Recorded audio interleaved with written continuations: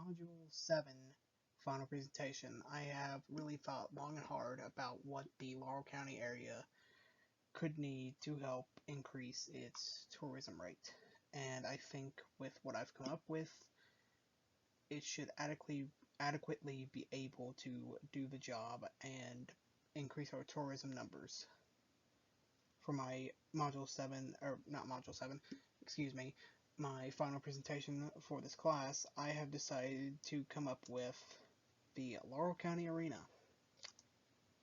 by me, David Tanner Walker. So first off, let's establish an agenda. In this agenda, we're going to have a description of the arena, a mission and value statement for the arena, what the leadership will look like at the arena, staff training, social, cultural, and economic factors of the community for which we will have the arena for, some stakeholders for the arena, some challenges the arena will face, some risks to the venue, and some sustainability efforts that the arena will take part in. All these will hopefully be covered, and you'll be able to have any questions answered that you have regarding the arena. The description of the Laurel County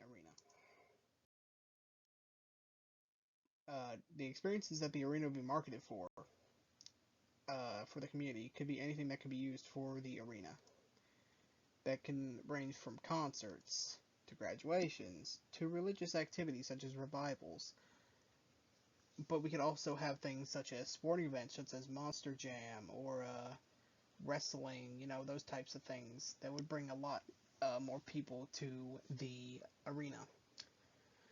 One of the things that I would be excited to use the arena for is concerts. I love going to concerts, and it's just crazy that none of the really big artists that I enjoy come around here, where they're always big into like Louisville and Frankfurt and just, outside of my general norm of traveling. Location of the venue would be somewhat near the interstate due to the easy amount of access and easiness for anyone attending the arena to find. That would really help, because if you're coming from Richmond, from EKU, it's literally that first exit before you reach Corbin is the place where I'm going to put it. It'd make it easy to find, because there's not very much out that way aside from restaurants and stuff. It would basically stick out like a sore thumb. This is the same way the arena in Corbin is set up as well, because it's easy to find. You can see it from a mile away. The main type of people who I'd like to market the arena to is the music lovers of London, who would like to be able to see performers without having to leave their city.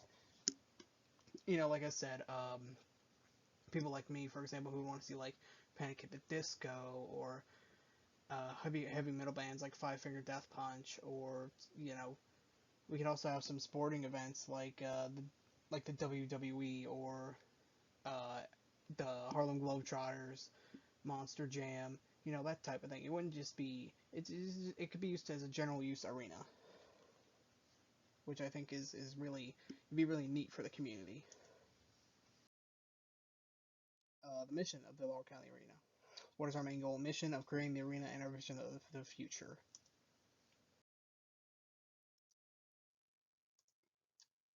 Our mission and vision is to provide a local entertainment venue not just for the residents of London, but to the masses who wish to flock to the arena to see whatever they wish to see. My vision for the arena is for it to become a central mainstay in the overall tourism industry for my hometown of London.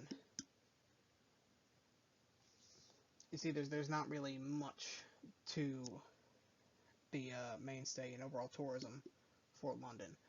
I mean, sure, we have the Chicken Festival every year, but that's only during a certain time of year. We need more than just September. And I think with this arena, it would give us a mainstay for the rest of the year. Let's talk about it. Leadership is important for any business because you have to have a chain of command to teach employees and such. When it comes to leadership, there's a couple of different leadership styles, but I think we all know that the leadership style that I would choose is transformational. Now you may be asking, why did I choose transformational? It focuses on the future. Transformational leaders are always looking ahead and thinking about what needs to be done in order to achieve their organization's goals, and they inspire their followers to do the same. It focuses on change. Transformational leaders are comfortable with change and understand that it is necessary for organizational success. They work to ensure that their followers are also comfortable with change and are able to adapt to it. And lastly, it just focuses on people. Transformational leaders see the potential in each and every one of their followers. They strive to develop their followers' individual strengths and abilities so they can reach their full potential. And that website link there is where I got all those quotes from the leadership from. And that's very important. Is that I would want to have a leadership style that helps the arena succeed, and that I can get to know my workers and they get to know me, and it's easiest for it to communicate back and forth what they like, what they don't like, how we can address it, that sort of thing. Cultural communication and competence. How do we incorporate it? For cultural communication and competence, I would at least like to have people who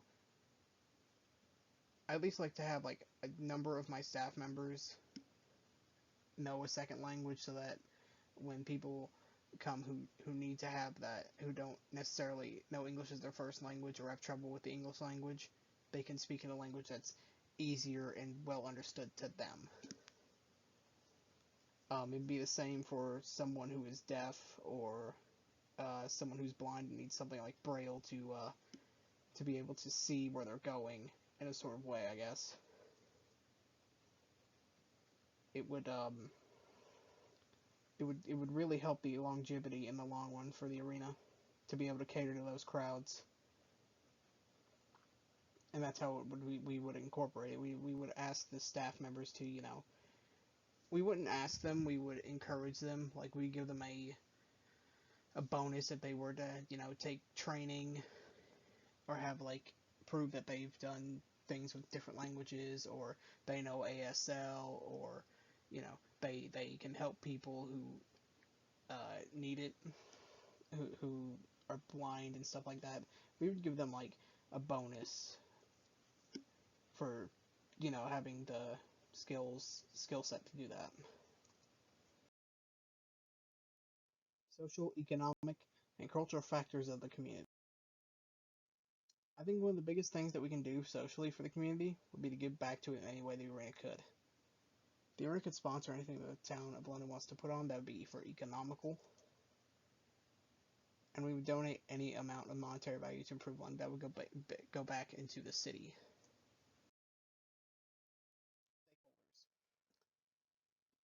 So let's talk about stakeholders. Stakeholders are the most important people who could, help me run the arena monetarily, because I'm not just going to come up with, $100,000 right off the bat. I would need somebody to go into it with me. One set of people I would like to think would go for this idea is the city council, because of how they would like to increase it. I think that's what any city council wants to do, is that they want to make their city big, and they want to increase the tourism rate for the community and the city itself. So with the city council backing us, I think that would go a long way into making the arena a mainstay. Some private investors that I went to and talked about doing this, and I got their permission to use them in this. These are 4 of my best friends, so they absolutely said they would go into this with me if I ever wanted to open an arena. Tyler Mills, Christian Swanson, Justin Wyatt, and Dakota Elliott. Interesting fact, Tyler Mills and Dakota Elliott have been working in the hospitality industry for a little bit now, so they would help train newer employees in hospitality elements, and I would hire them on as, people who would deal with hospitality stuff in the workplace. Kristen Swanson, Justin Wyatt, they would be people who would deal with security issues. Christian would be head security because he was a soldier at one point, and Justin would be like his co-security guard. The main stakeholder in this case would be the city council, however. In return, the city would receive more tourism revenue in the long run due to continued use of the arena. Challenges. Let's talk about some challenges the arena will face. Some challenges that the arena might have to face when it comes to first starting up is the acts that come to the arena may not be very big acts, so nobody may want to come see them. It would have to be used often enough to generate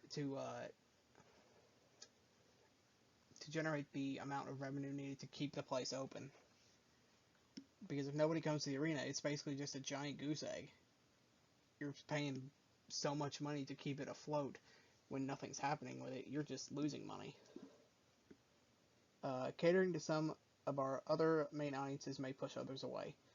Like, for example, when I talked about the heavy metal community, the people who like Five Finger Death Punch, it may push the more religious crowd away from having their stuff there because it may scare them because it's quote unquote devil music, which I still think is funny to this day. But nonetheless, that's something I'm afraid that would happen. Some risks. So up here we have the risk analysis thing from last activity. We have a risk of people not coming, which would be I think it would be unlikely. Ecological risk could be a likely injury. It's unlikely. Death is unlikely and rare. Economical would be unlikely due to the amount of support we would hope to receive. Let's talk about sustainability principle refers to the economic, environmental, economic, and socio-cultural aspects of tourism development. How do we be sustainable? 3 ways: ecological, environmental, and socio-cultural. Ecological. Ecological sustainability is defined as the maintenance or restoration of the composition, structure, and process of ecosystems. This is what we refer to with the recycling movement. One of the big things that the arena would do is use recyclable materials.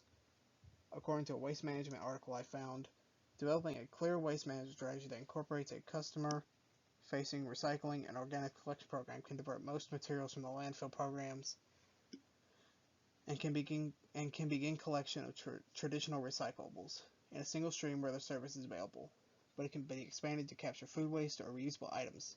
Cities across the country are implementing programs to capture recyclables and food waste, and to eliminate packaging and disposable servingware from the waste stream.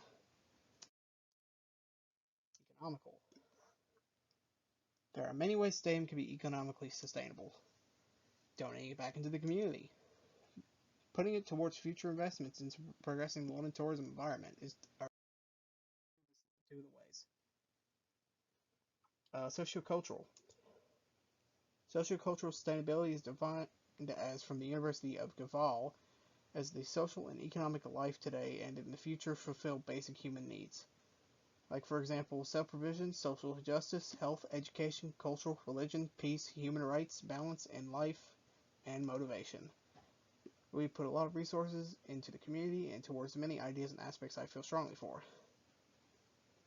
A couple of these different ones are the LGBTQ plus charities. While I'm not LGBTQ myself, I think it is a very important social matter that should be discussed and should be brought forward into the limelight, which it very much is today. but I think most people around my area see it in a negative light. I really hope that starts to change at some point. And with the arena, I hope we can start a spark that will, change that for the greater good. Schools, the schools around my area aren't great, and they need a whole bunch of stuff. And with donating some of the profits that we would receive, we hope to be able to get that for them. Specifically, the South Laurel High School and the Center for Innovation, which were my two schools I went to, and I think it would really help them out a lot. And some churches.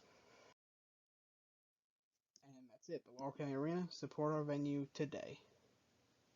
I want to say thank you for watching this presentation, and this class was challenging, but it was also interesting to learn about the different hospitality and tourism community and environments that I wouldn't have learned about normally.